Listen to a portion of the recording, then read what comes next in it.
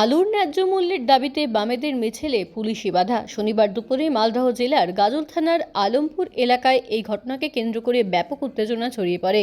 পুলিশের সঙ্গে ধস্তাধস্তি ও দীর্ঘক্ষণ বচসায় জড়ান সিপিআইএম কর্মী সমর্থকেরা। পরিস্থিতি সামাল দিতে নামাতে হয় বিশাল পুলিশ বাহিনী।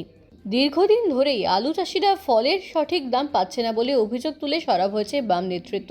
সেই দাবিকে সামনে রেখেই এদিন গাজলের আলমপুর এলাকায় একটি বিক্ষোভ মিছিলের ডাক দেয় সিপিআইএম। পূর্ব নির্ধারিত সূচি অনুযায়ী মিছিলটি এগোতে শুরু করলে পুলিশ মাঝপথে ব্যারিকেড দিয়ে তা আটকে দেয় বলে অভিযোগ। মিছিল আটকাতেই ক্ষোভে ফেটে পড়েন দলীয় কর্মী সমর্থকেরা। পুলিশের সঙ্গে তাদের দফায় দফায় বচসা শুরু হয়। বাম নেতৃত্বের দাবি, গণতান্ত্রিক পদ্ধতিতে আন্দোলন করতে বাধা দেওয়া হচ্ছে। অন্যদিকে পুলিশের পক্ষ থেকে জানানো হয়েছে যে আইন শৃঙ্খলার অবনতি হওয়ার আশঙ্কায় এবং আগাম অনুমতি সংক্রান্ত সমস্যার কারণেই মিছিলটি আটকানো হয়েছে।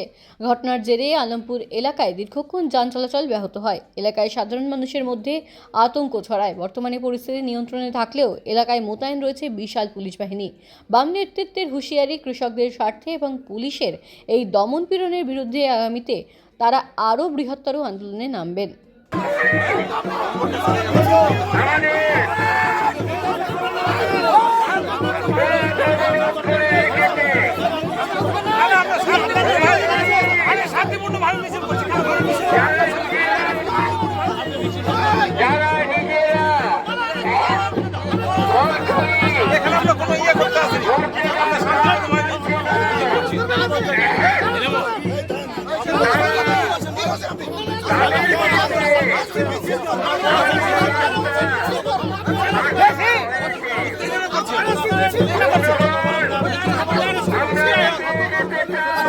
বিষয়বস্তুটা হচ্ছে আলুর দাম 12 টাকা কিলো করে নিতে হবে, কারণ কৃষকের উৎপাদন খরচা 30,000 আর মার্কেটে যা এখন আছে 4 টাকা 5 টাকা, তাতে কৃষক মাত্র 10,000-12,000 টাকা পাচ্ছে। আমরা এই দাবি নিয়ে মিছিল করছিলাম, মিছিল করার উদ্দেশ্যে আসছিলাম, কিন্তু গতকাল রাতে আমাকে পুলিশের অফিস থেকে, পুলিশের নাম বলছি না, পুলিশ অফিসাররা ফোন করেছিলেন যে আপনারা অবরোধ করবেন নাকি। আমরা বলেছিলাম আমরা কৃষকের দাবি নিয়ে রাস্তায় যাব।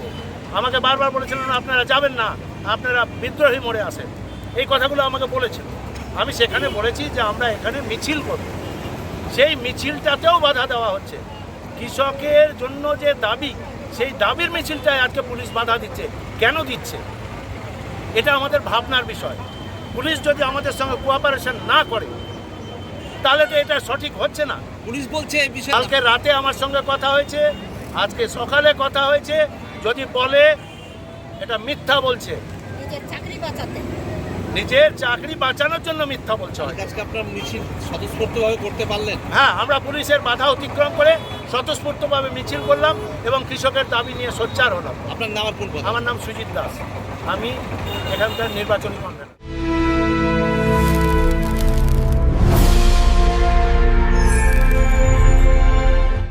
WB ডেলি বুলেটিনে সব খবরের বিশ্লেষণ নিয়ে আমরা আছি আপনার সাথে।